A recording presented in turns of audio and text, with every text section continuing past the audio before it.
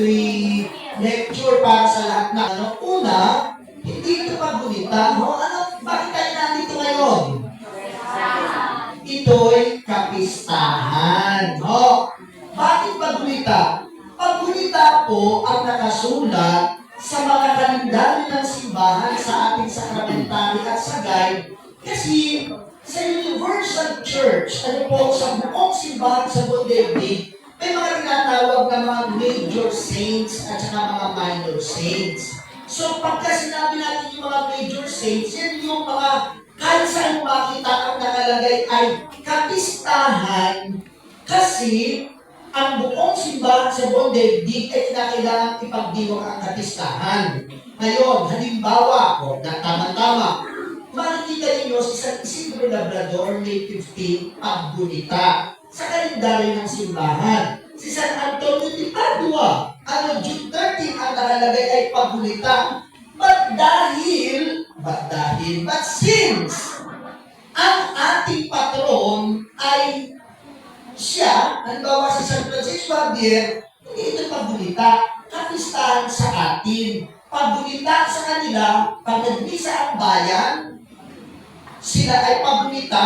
Pag nagbisa ang San Antonio de Padua mamayang hapon, sila ay paggunita, pero kayo ay hindi. Kasi kayo ay kapistahan. Palitan na yan. Kaya bang palitan?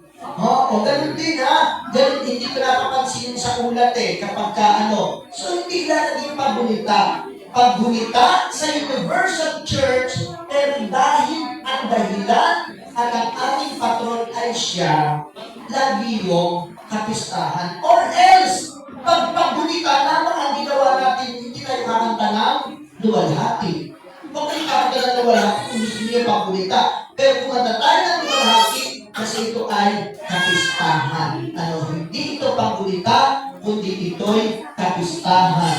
Kaya nga kayo nagpatay ng baboy at nagluto ng menudo, kapistahan ito Tapos lalagay ninyo paggunita, kapistahan.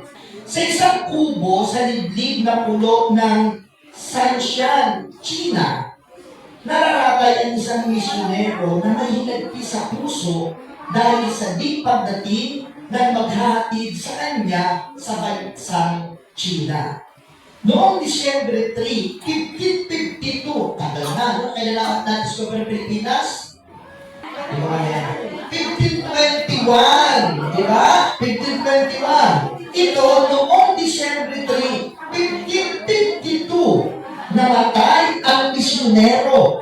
Ang kanyang pagkabigo ay simula ng kanyang pagpasok sa kalangitan at katapusan ng 11 taong pagmamalasakit alang-alang kay Kristo. Francisco de Jasso y Astilcueta. Yun ang kanyang tunay na pangalan. Yung makakauli talaga kay 500. Isang sundalo, profesor, misyonero, santo.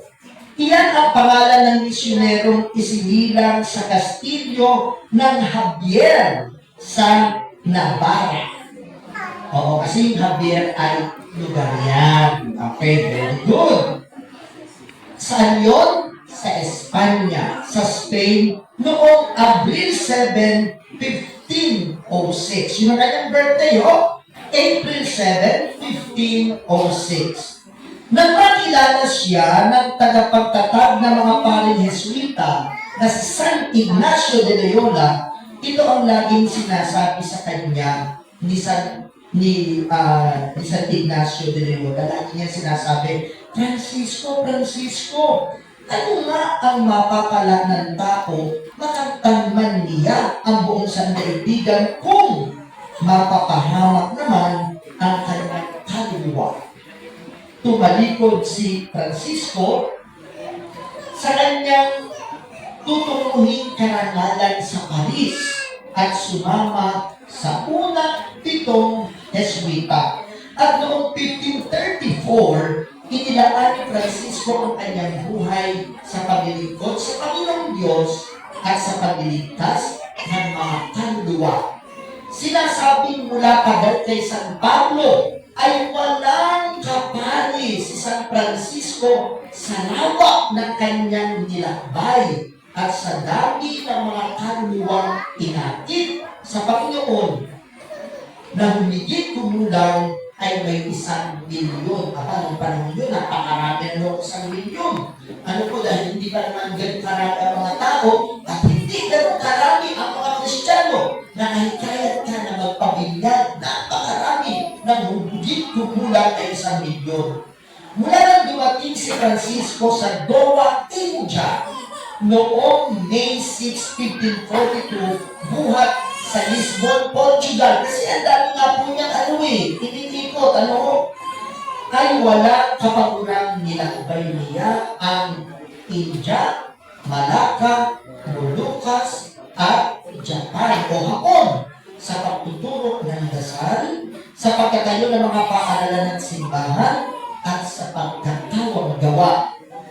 Siya ay nagtungo sa Hapon noong 15 ng Agosto, 1549. Dinalaw ang Kagoshima, Hirado, Kyoto, at Yamaguchi. Maraming himala ang ginawa ng santo. Ang kanyang bangkay hanggang ngayon ay hindi daw po nabubulok. Ang mabisang kapasasyan sa Lubina de Gracia ay ipinahayag ng santo noong 1633. Ito po yung aral na lagi niyang sinasabi at lagi natin tatandaan, lalo na itong mga tagapulo sa atin. O anong laking kamatayan ang mabuhay ng malayo kay Kristo? At anong laking kasiyahan naman ang mabuhay na sinusupil araw-araw ang ating sarili, kalooban na walang ibang hinahangal kundi ang mga kapakanan ni Kristo. Ang santo po na ating ipinaglilingkod ngayon sa kanyang kapistahan ay isang santo ulit na pinili ang simple. Simpleng buhay, hindi lamang simple, kundi ang karuhaan para lamang masundan si Jesus. At sa tingin ng mundo, ito'y kabaliwan. Ang iwanan mo ang karangyaan, ang iwanan mo ang isang estado ng buhay na magbibigay sa iyong kasikatan para lamang masundan si Jesus at ipalaganap ang kanyang salita para sa iba ay kabaliwan, nababaliw, nasisiraan ang ulo. Pero hindi natin alam ang dulot na saya ng puso ng isang taong nakatagpuan talaga si Jesus sa kanyang buhay. May mga tao talagang iniiwanan ang kung anuman ang mayroon sila na hinahangad ng maraming tao kasi nais nilang matagpuan at maranasan ang tunay na saya at kapayapaan ng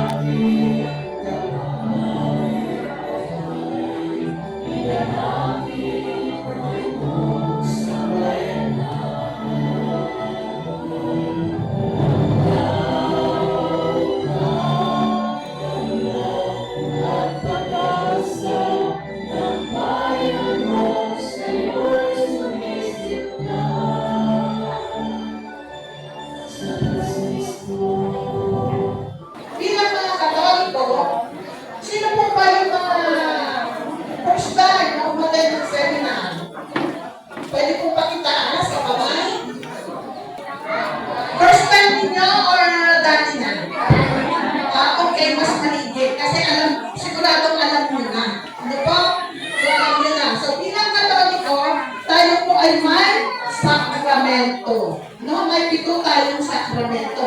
Pero ang ating pong tutukan, nakapokus po tayo sa binyag. Kasi po, kaya tayo nandito dahil sa binyag.